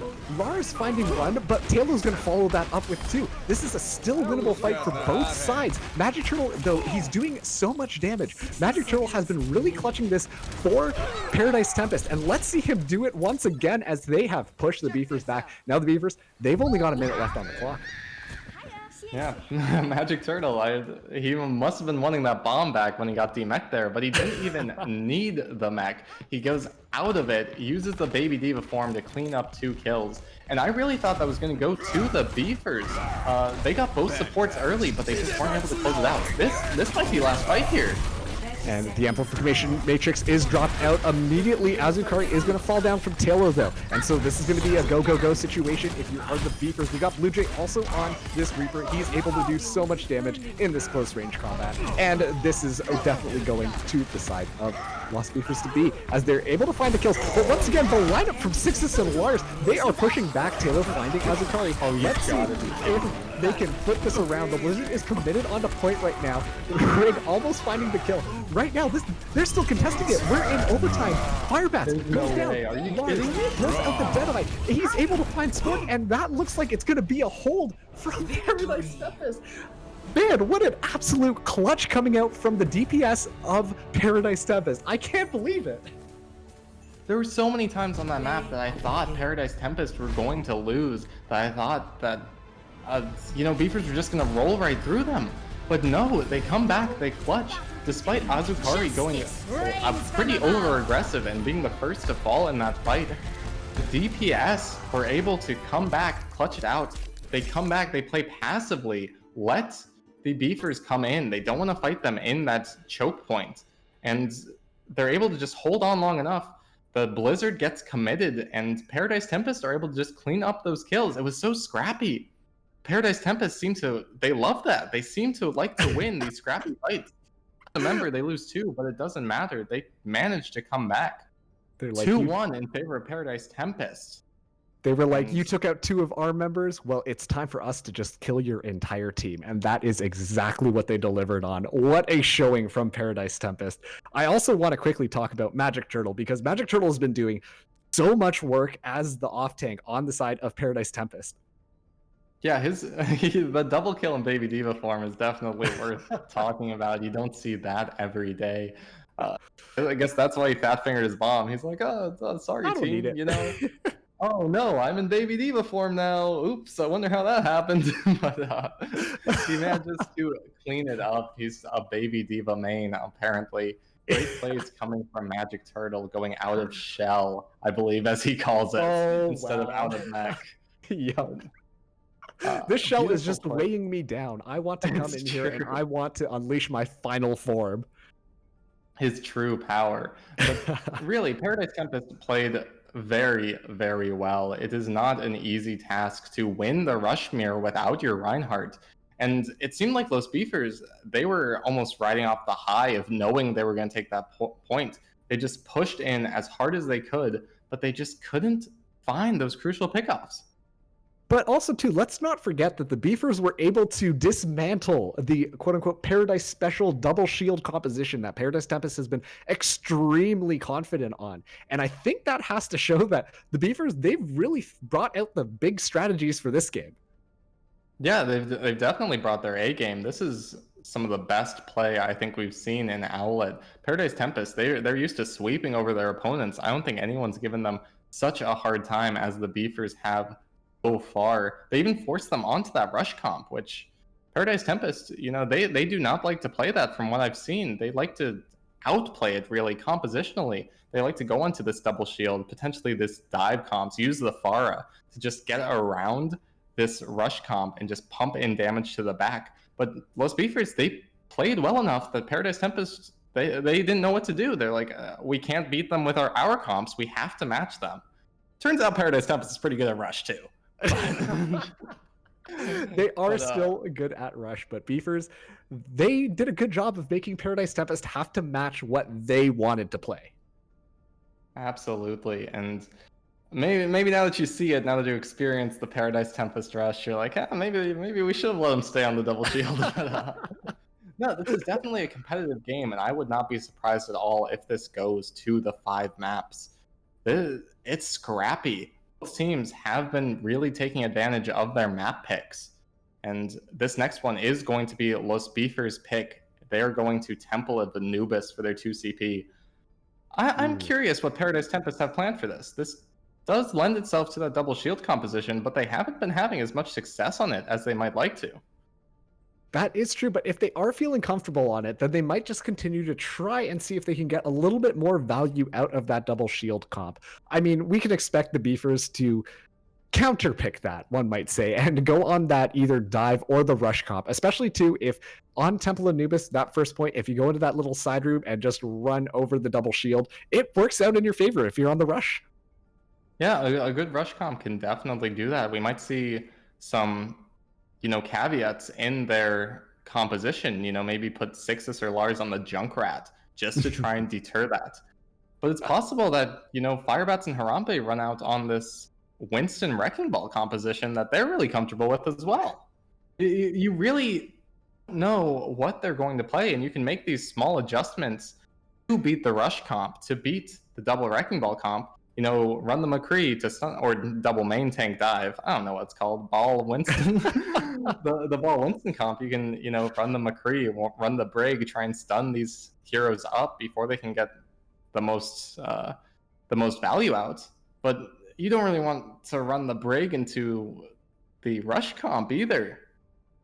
Reinhardt will just kind of roll over her. So yep. It's difficult. I'm really excited to see what Paradise Tempest might play on this defense.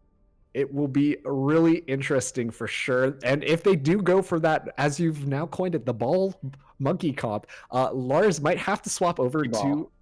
sorry. Is that copyrighted? I don't know. Chase those patents right now. We got to get on top of this. But we might see Paradise Tempest, they might have to switch onto the Sombra in order to get some hacks off. And we know that isn't necessarily the most comfortable pick for their DPS line. Yeah, I'd actually disagree with you a little bit there. I think Lars has showed that he's very comfortable in the Sombra. But I think more what you're trying to get at is that having that Sombra almost commits you to a 5v6 fight. If you go against the rush, the Sombra is going to be out on the flank near the backline trying to get damage in. But the rush can just push forward, use that speed if Lucio isn't hacked, and just slam into the rest of Paradise Tempest. Use that 5v6 advantage while the Sombra is just trying to pump in what little damage she can get. And by the time you even get halfway to EMP, your entire team's dead and they've capped the point. And that is a sad time for everybody. That's for sure. Especially for your team. Okay, that is true. The other team probably looking for those opportunities, right? Yeah, for sure. But there's so many ways that this could go wrong for Paradise Tempest. Though I do believe that I'm not sure. I think Paradise Tempest is going to be on attack first. This is going to be interesting as well. They might run out this double shield on attack, but they've shown a competent rush. They've shown a competent dive. That's why this is so hard. Both of these teams don't seem to really have a preference for a composition. Besides Paradise Tempest don't really want to play rush, but when they have to, they slap on it. So it's definitely hard to see exactly what these guys want to do. But I think we're getting close to going into this fourth map, Temple of Anubis. Let's remind you of the stakes a little bit here. Paradise Tempest. If they win here, they are #1 seed. Their perfect map record has died. It's gone. Rest in peace. Unfortunate. But they can still, if they win here, they still take the 3-1. They are a #1 seed at a 12-1 record overall. And I think that all but knocks Los Beefers out of playoff contention. I think it actually does, because even if they sweep their next match, I think they can only tie with 4th place, which would be Otter Oxide if they lose their next match, and Otter Oxide has beaten Los Beefers in the head-to-head. So regardless, I think Los Beefers are out if they lose. So they are playing just to get into playoffs. Paradise Tempest, they're looking to knock out probably the strongest composition they've had so far, or the strongest competition they've had so far in Los Beefers. They don't want to face these guys in playoffs, I can already tell you. Los Beefers, they're looking just to squeak their way in. They're 1-1 currently. If they win this match, they'd have to do it 3-2 now. But I believe, and don't quote me on this because playoff math gets complicated, but I believe if Los Beefers win this 3-2 and then 3-0 their next match, they will push ahead of Team Growlulu, who is currently in 3rd place. So they would at least knock them out regardless of whether Otter Oxide wins or loses their next match. They will be above Team Growlulu and guarantee them a spot. So it's all Los Beefers. They have to take this 3-2, then sweep their next match next week to take their playoff spot. Paradise Tempest, they want to finish this right here. They don't want to see Los Beefers in the playoffs. They want to knock them right out. We've got the R's in our chat, so I think everyone is ready to go. And we'll be getting into this next map shortly. The Beefers, they're fighting for survival in their playoff spot against Paradise Tempest. They've shown that they can pull it off. Will Paradise Tempest stomp them out right here, or will the Beefers have a fighting chance to go into the playoffs? Let's see in Temple of Anubis, our map number 4, if I remember correctly. Yeah, 4 maps, 2-1 so far in favor of Paradise Tempest. Now, I'm just excited to see what these compositions come out with. What these teams planning to do? I have no idea. I have literally no idea. There was so much variety that we've seen so far. I didn't think we'd get this far. They could continue to do whatever they want. And so it looks like, based on this, we're going to be seeing not the Ball Winston comp, as you might have predicted, but we're going to see a Ball Sigma comp with a Torb coming out again. Man, we're seeing a lot of Torb, and I love it today. Yeah, this seems almost like an anti-rush comp, potentially. You know, Firebats is able to knock players out of position, the Torb is able to get a lot of work in. They ran something similar. They had Blue Jay on the Pharah, and I believe another DPS player, not Talo, on the Torb in their last match against Phoenix on Hollywood, and they were able to take down Phoenix's Rush pretty easily. But Paradise Tempest isn't coming out on Rush. Now it's going to be on Talo to be able to knock those double flyers out of the sky. 6 and Lars on Echo and Pharah. But Talo and Blue Jay with that Torb turret could be enough pressure to kind of push that DPS lineup from Paradise Tempest back, especially too if you've got a Wrecking Ball running around in your back line here. Yeah, I mean, you're going to have to pray that it does, because Firebats and Harambe Sport, they're not going to be doing too much work to take these flyers out of the sky.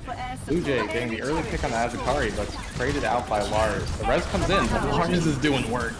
Lars loves his Pharah pick, and he is showing you why he does, as he is doing so much work into the backline here. The entire team of the Beefers are scattered. Rig fighting Harambe with his Bionade. Finally, that pesky Torb turret is going to get taken down. And now Lars is going to have free reign as he is just finishing up there. And this is looking like Paradise Tempest are going to easily capture point number 1.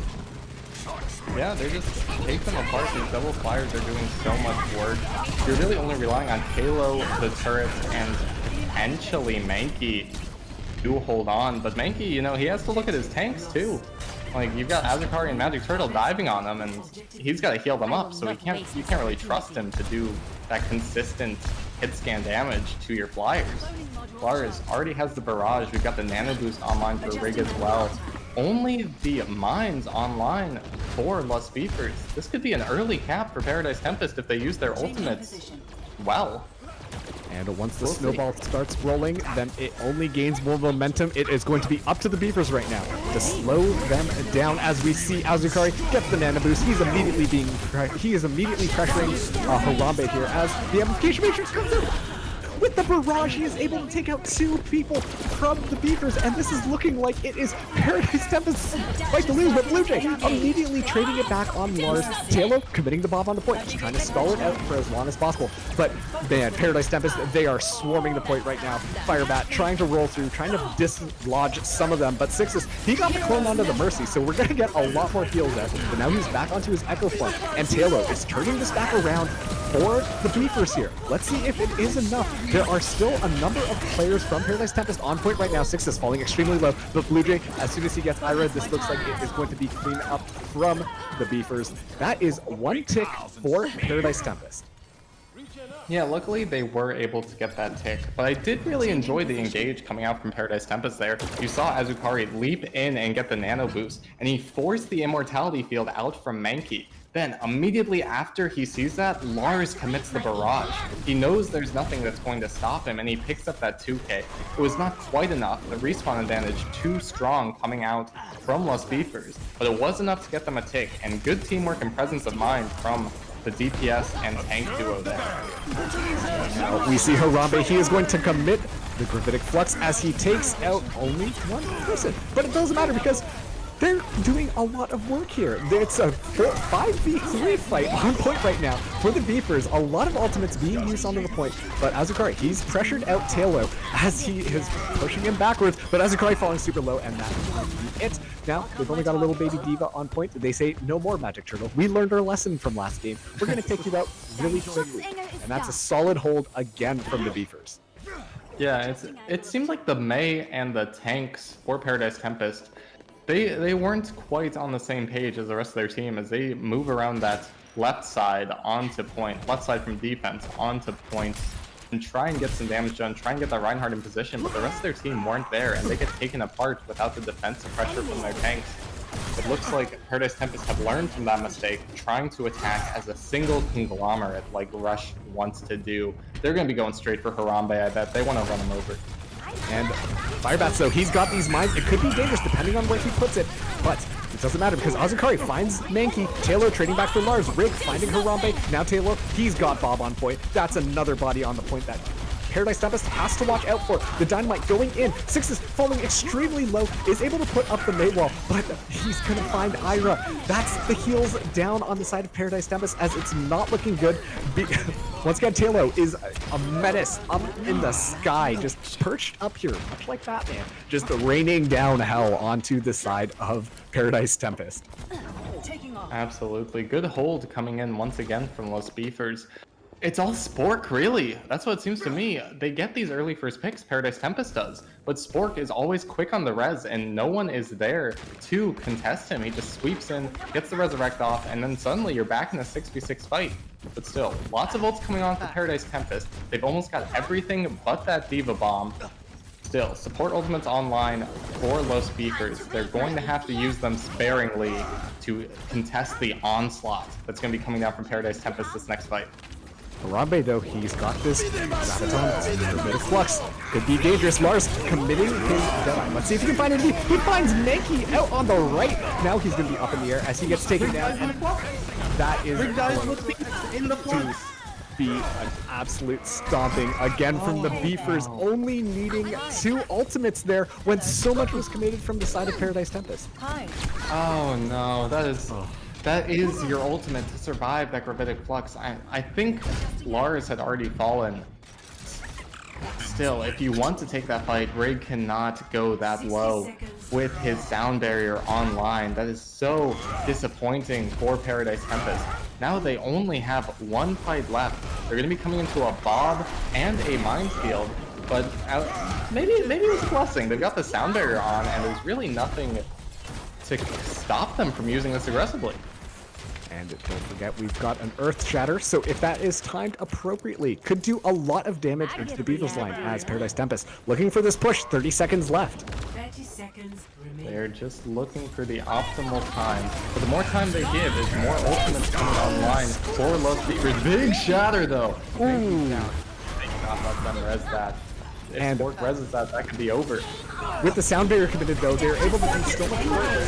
There's a Maggie resed again, and Magic Turtle immediately pushed out because of the duplicate onto the Reinhardt. But is it going to be enough? Taylor finding Ira. That's a lot of healing down on the side of Paradise Tempest. Paradise Tempest now have 2 ticks, but is it going to be enough? Let's find out right here. Blue Jay finally out of his duplicate form. Now it's Brig on the point as we are in overtime, and it is counting down. What a solid defense from the Beefers.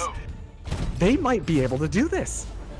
They certainly see what they have to do. Only a point and 68.6% for Paradise Tempest. It's clear. They can see it. They know what they have to do. It's not going to go up to this like 6-6 maps that we sometimes see on 2CP. They have to win first point, and then a decisive fight on second will give them this map. This is... But Spork, dude, I cannot. He can't keep getting away with it. He is just flat around, and he's just like, "Oh, you're dead? Not anymore." And then he just gets away. It's not just that. That was twice he got the res onto Mankey. Entire time this res is going off, there are no heals at all for Los Beefers. But they're still able to just hold it together, put enough pressure down that Paradise Tempest, they're not able to get picks when the healing's offline. They're not able to stop Spork from getting the res off. They can't do anything. They need to take these fights decisively. They need to take them quickly, or that spawn advantage is going to come back and punish them. And it did, time and time again. You know, you gotta wonder whether or not Paradise Tempest, as soon as they see that pick onto Mankey, they're like, you know, they don't have enough heals. Let's focus the main tank line now. Allowing Spork to just get over there and get that res, and just having the Beefers be like, uh-oh, we gotta be a little bit more careful now. And like you said, it's turning around and going in their favor. Now we see Beefers, they're on this rush comp, while Paradise Special is back out. Double shields, baby. Yeah, the double shields, they did pop up this McCree, which I think is in respect of the dive comps that Los Beefers have liked so much. But they are just running out on the rush. It's going to be kind of difficult for Lars to actually get a strong angle here. And the Zarya is going to put in so much extra pressure on the front line. They've already been pushed back to point. Oh boy, and it looks like we're going to be getting into this brawl as immediately the Spork able to find one. The Blue Jay, he takes it down. The Magic Turtle Sixes, he is keeping his team alive, but it looks like it might not be enough as the Beavers have stormed their way onto point number 1, and Laura's just trying to contest it, but this looks like this first point is going to go to the Beavers. Beautiful from them. They just push forward. They know exactly what they want to do, and they just put so much frontline pressure onto these shields, onto the front line once those shields die, and they just push them all the way back to point. Then there's nowhere left to run, and they just keep coming forward. They get so much space simply by walking forward, and the double shield composition is not ready for that. We see Sixes switch over to this Junkrat. He is definitely going to get a lot of work done in these smaller rooms here. But is it going to be enough? 6 minutes for Los Beefers to get just over 2 ticks. And this has got to be scary if you are on the side of Paradise Tempest. Meanwhile, the Beefers must be feeling very confident about themselves. They're going to have an ultimate online soon in the sound barrier, but the Bob is committed to point already by Lars. He wants to put in that extra pressure into the backline. The Immortality Field barely keeping Firebats alive as the sound barrier is going to come out, but it isn't enough as Sixes on this Junkrat. Those grenades are doing so much damage. Regardless though, the Beefers, they're still in this fight to win it right now. They've got 3 members on, but as soon as I see that, Magic Turtle taking out Blue Jay, Lars finding Spork, Harambe finally goes down, and that looks like it's going to be another reset for the Beefers. And I was saying I didn't like the Ashe in the beginning, but look at Lars's positioning. When the Beefers go through that small room, he moves around and takes down the main hallway. Azukari? No one can touch him. Getting aggressive. Uh-oh, it might have been an overextension as Taylor punishes Azukari. Now this is when the rush comp needs to go in. The Earth Shatter goes down, finds Magic Turtle. Oh no, it is not looking good. That simple overcommitment might have been too much. Bob is committed to the point right now. Lars able to just keep this team alive. The Bob on the point was so important. Wait, nobody touch! Ah! Oh Victory. no! Oh my god. The Beavers keeping this competitive. Our series is now 2-2. Play That was of so the game. winnable for Paradise Tempest. Lars got 2 picks. He was pushing in, but that ice fall, I believe. I'm not sure if Stop that's the what ball. it was, but it kept them. And look, this is what I was talking about. Lars, he's happy to just stand here and put in damage. He put in so much. This was actually where they lost. Did you see how much work Lars was able to do there? It still wasn't enough because nobody touched the point. You've got to be kidding me. This is 2-2. Ooh, now the Beavers, they are in command of this game. They have a... I'm losing my mind, dude. Look, I've lost. Nobody expected this, but here we are. The Beavers against Paradise Tempest. It's 2v2, meaning our last map is going to be the deciding map. The coach from Paradise Tempest, he has got to be, he or she has got to be losing their mind seeing that C9. That was so winnable. That was beyond winnable. That was one. You've got multiple picks already. The respawn advantage is so much in your favor that there should be no way you lose a 2 CP map like that. They just had to touch. And I think that's the problem with...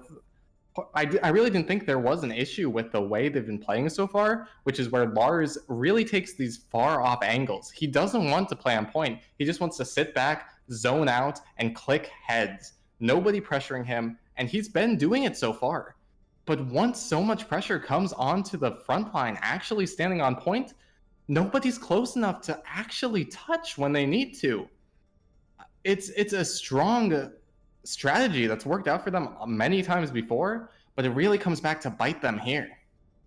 You can just imagine what was going through Lars's head as soon as he got a couple of those picks and was just like, wait, guys, is someone, oh no, and then the Maywall went up and basically sealed the coffin on Paradise Tempest for that map. What an absolutely great showing from the Beavers, honestly, to be able to just run over. I also think that Azukari might have, that overextension really punished Paradise Tempest there.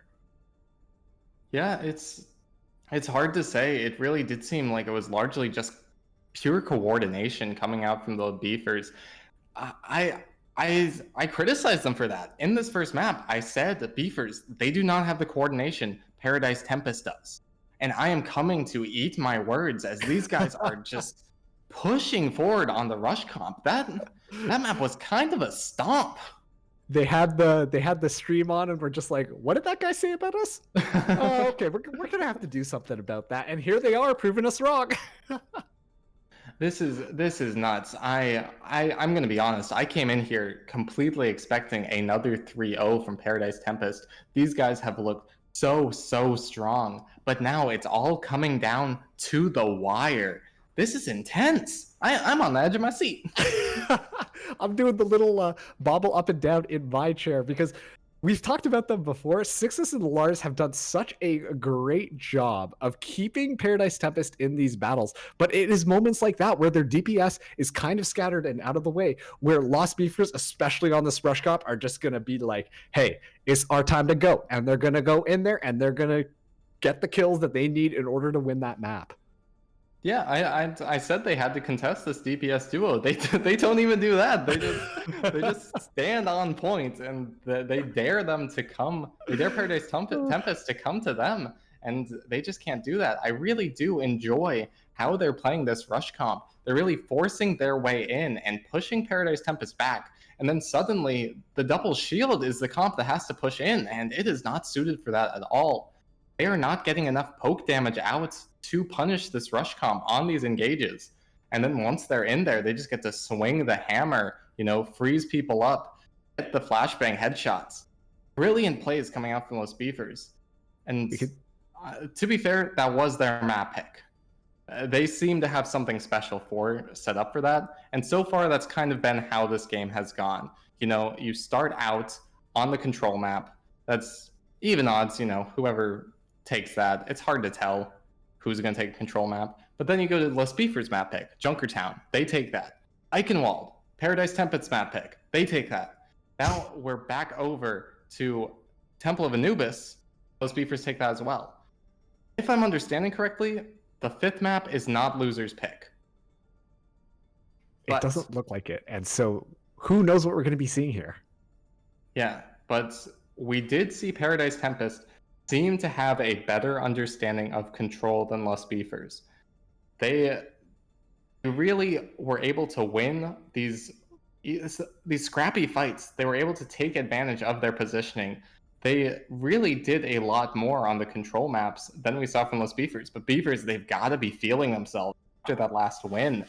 And Lijiang Tower really does lend itself to this rush comp a little bit more. And I've said multiple times, you know, I didn't think I'd see the rush comp, but Los Beefers actually look very, very comfortable on it.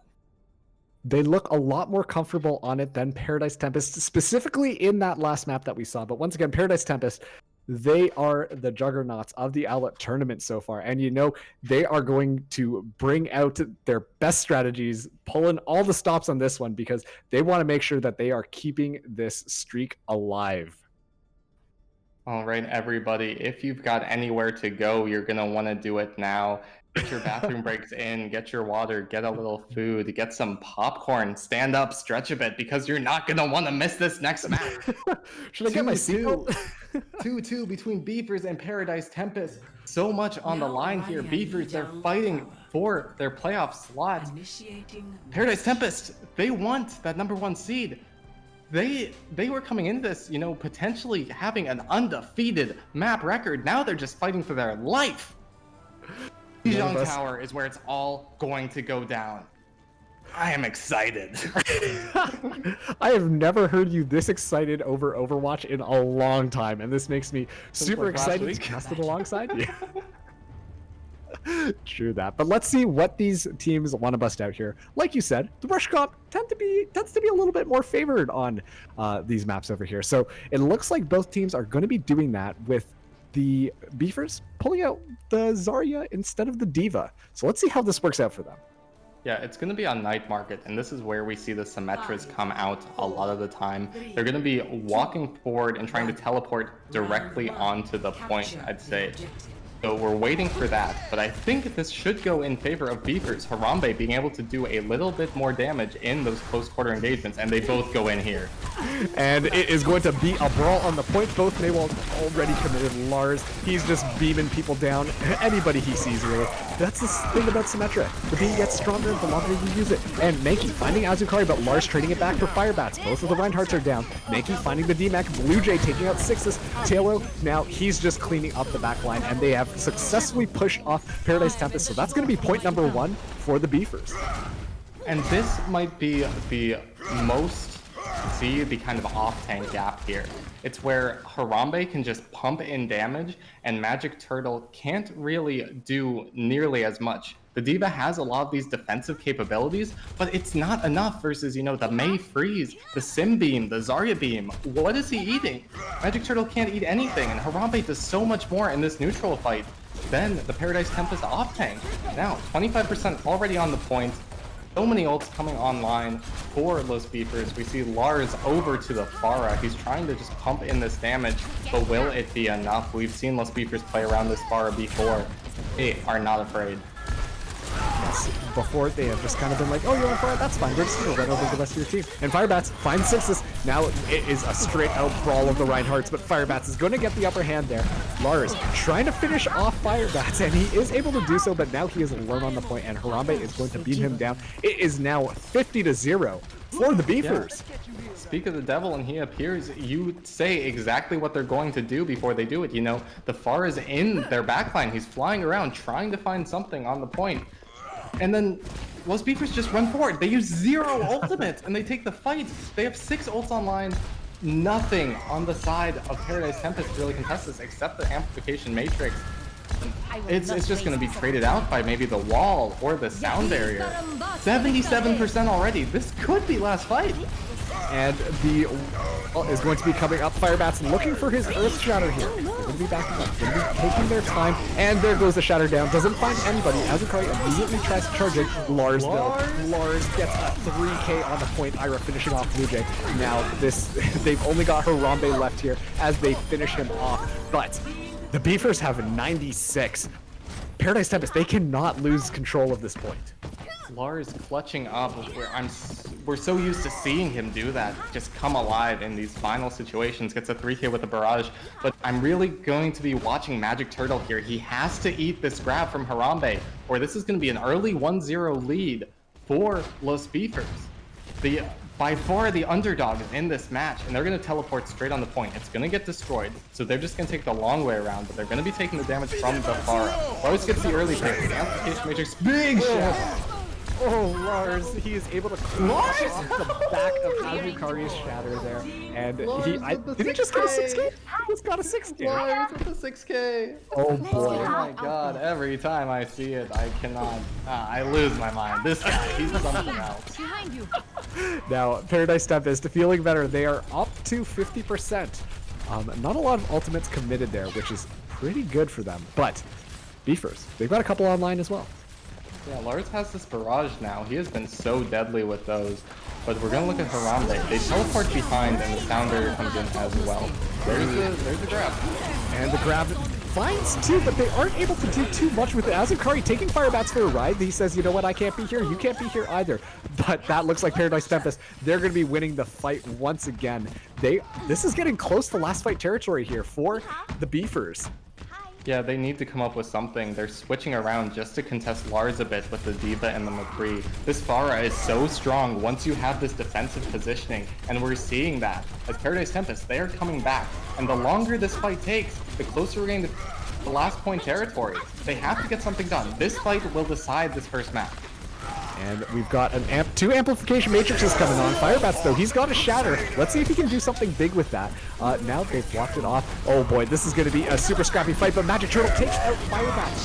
The Earth Shatter didn't find anything. Paradise Tempest now. They're able to clean up. Lars accidentally blowing himself up with his barrage, but it is still enough as he got so much damage into the side of the Beefers, and this looks like it's going to be round number 1 to Paradise Tempest.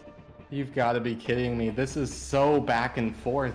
I really thought Los Beefers were going to be able to take that, but Harambe's grab does not get the value it needs. And it's just Lars just plunking in shots over and over and over again, putting out so much consistent damage. This guy's nuts. He's crazy. He plays the hit scan. He plays the projectile. How do you deal with this? 1-0 up. Paradise Tempest. They take this point. They are in. They are our number 1 seed. They throw Los Beefers down. This has been such a back and forth match so far. Let's see if it keeps up. Let's see if Paradise Tempest can end it all right here, or if Los Beefers are going to take us to the true 1-1 map 5.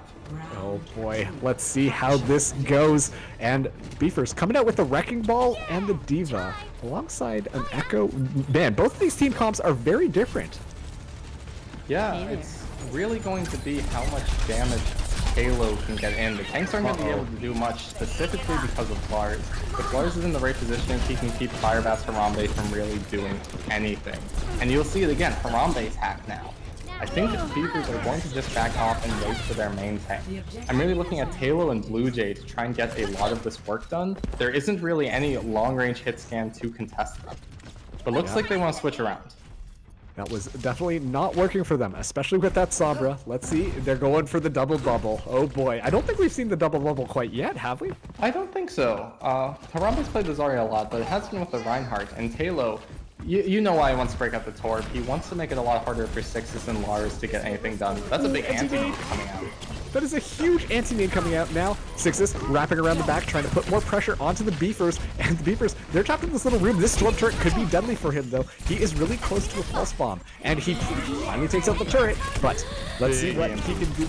EMP does come out onto point. Firebats, he's hacked up, and he also has a Nano Azukari to deal with. He is going to find Sixes, though. Sixes probably going around the Tesla gun. Enough to take it out. Right now, Fire Bats, oh my goodness, he's gotten so much work done with just his Tesla gun, and it looks like he might single-handedly bring this point over to the side of the Beefers.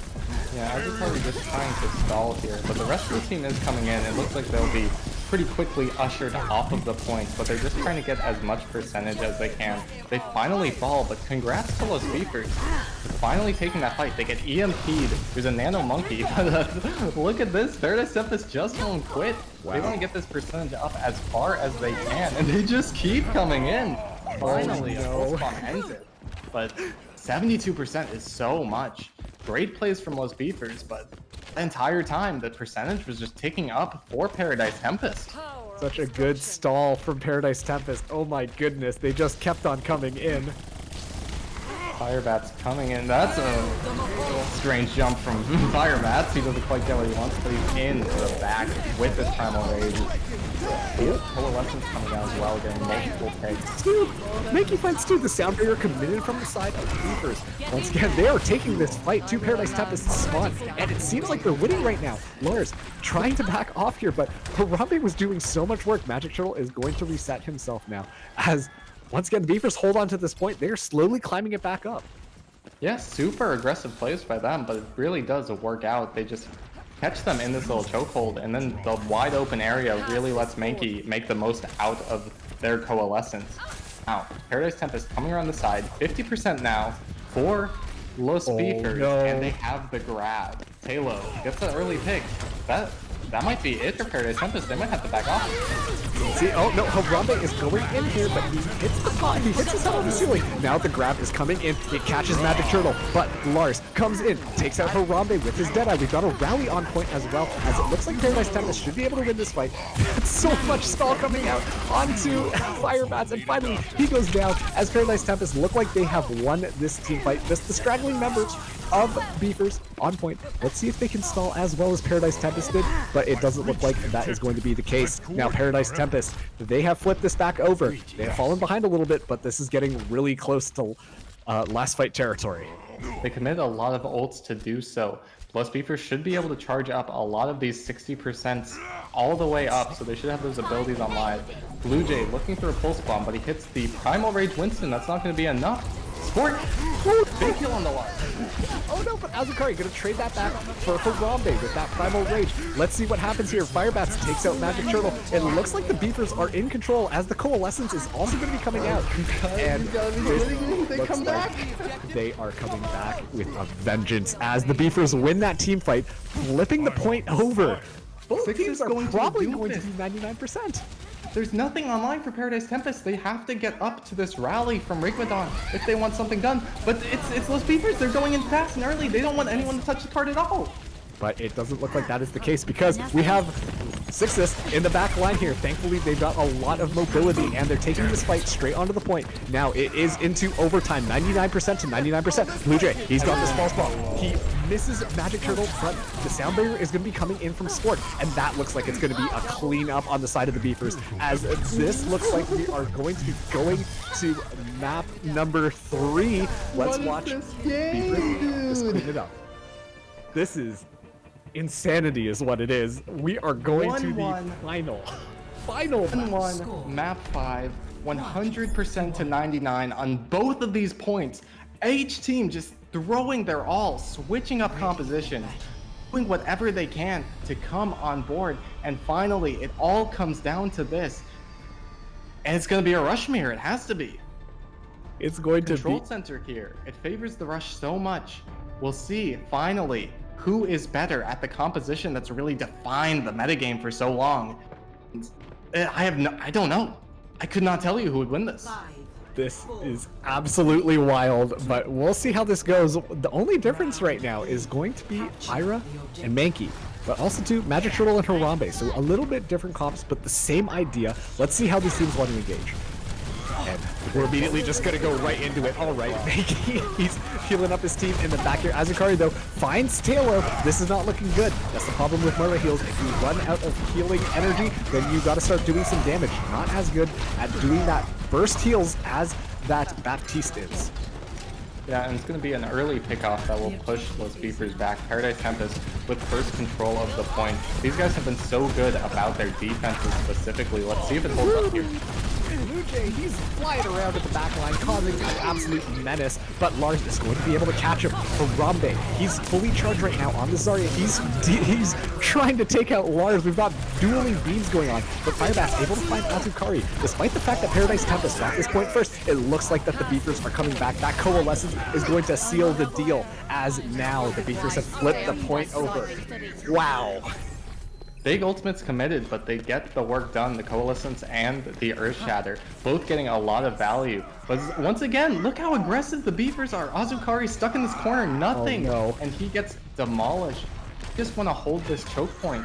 And this is the advantage of getting that full team wipe that Paradise Tempest did not get. The positioning coming out from Los Beefers, they're able to hold this tiny choke. And this is really where the rush combo thrives. You get a Reinhardt behind this tiny wall. He just gets to swing the hammer as much as he wants. But they're going to use the teleport to get through. And here comes the tire. Let's see what he can get. He's on the cheeky back line. He finds his counterpart there. That's a lot of damage down to the side of the Beefers. But Taylor committing his symmetrical wall, but he is taken out by Magic Turtle. Once again, Magic Turtle has done a great job, and Paradise Tempest are going to be cleaning up the rest of the Beefers as they now control the point. There's no time to contest. Beefers, they have to completely back off. Paradise Tempest don't care about your positional advantage. They use the teleport and the Riptire to just take apart the defense from Lost Beefers still. Haven't been overturning with the ults. It's the grab ready here. See if they can get it. But big shatter coming out from Azukari. Oh, that is going to take out 2 members of the Beefers, and now Paradise Tempest, they were like, you're gonna spawn, you're gonna camp that little door right there. Now it's our turn, because we got a full team win. What's up? Absolutely. We see Mankey switch over to the Baptiste. The immortality field is going to be helping a little bit more. Blue Jay uses the tire, but gets nothing. Sixes pops it. Paradise Tempest backing up a bit, giving them positioning, but I'm looking at this grab from Harambe. Oh boy, and the grab is going to come out online, and let's see if they can do anything with that, and it looks like they're going to be able to do something. Magic Turtle, though, getting the self-destruct onto Firebats. Is it enough? It looks like this is flipping right back over to Paradise Tempest. What looked like should have been the Beefers winning that team fight is now going over to Paradise Tempest as they get a full team sweep if they can just find sport. 90%. Harambe switching over to the ball just to touch. 3 members still spawning in for Los Beefers. Somebody has to touch. It's going to be Harambe on this ball, but will the rest of his team be able to get in there in time? They're coming, but the overtime wick is burning down. Will someone touch? Firebats.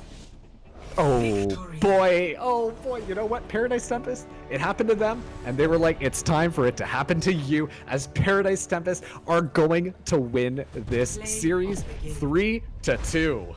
What a match, dude. What a match. That was insane. So back and forth. You've got to give it up to Los Beefers for just making this so competitive.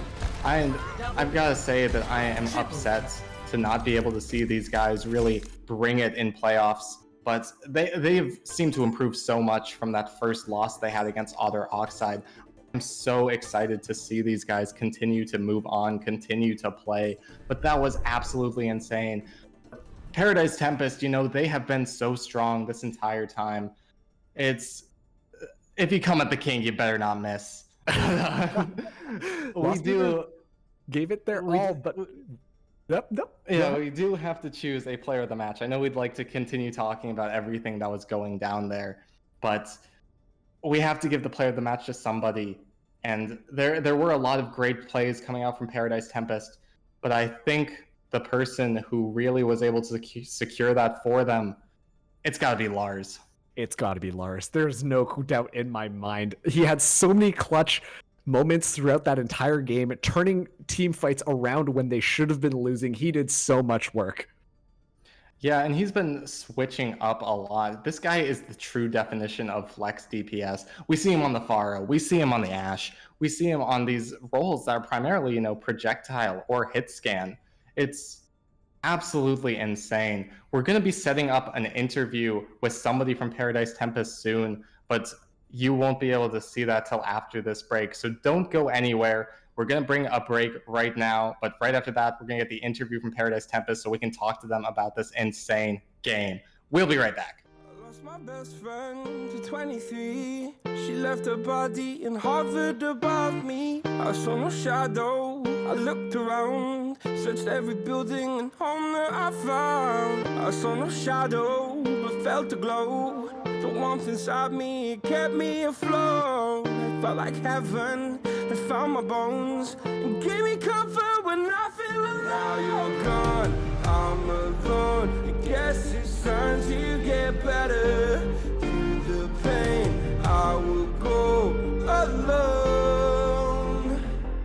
If I fall, break my bones, I will scream even louder. 'Cause I'm not dying alone. I lost my best friend to 23. She left her body and hovered above me.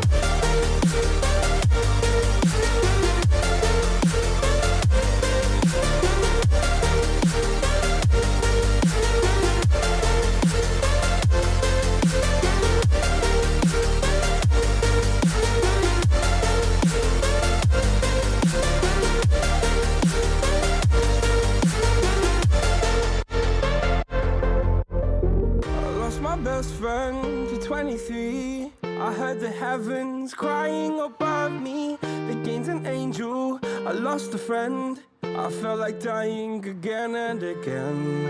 I went through hell, stared at death, but I keep fighting with each living breath. I saw no way out from where I stood. Felt like the fire had burned me through. Now you're gone, I'm alone. I guess it's time to get better.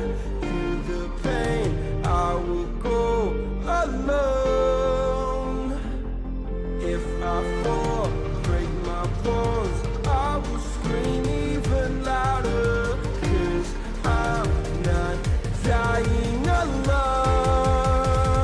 I lost my best friend.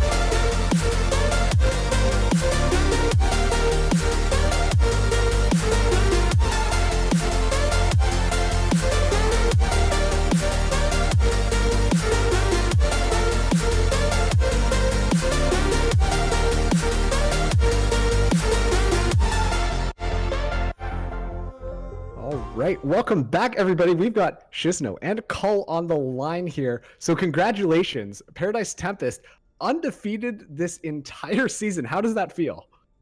Oh, I mean, it feels great. There's really no way to describe it. It's amazing. I think it's the best feeling I've ever felt.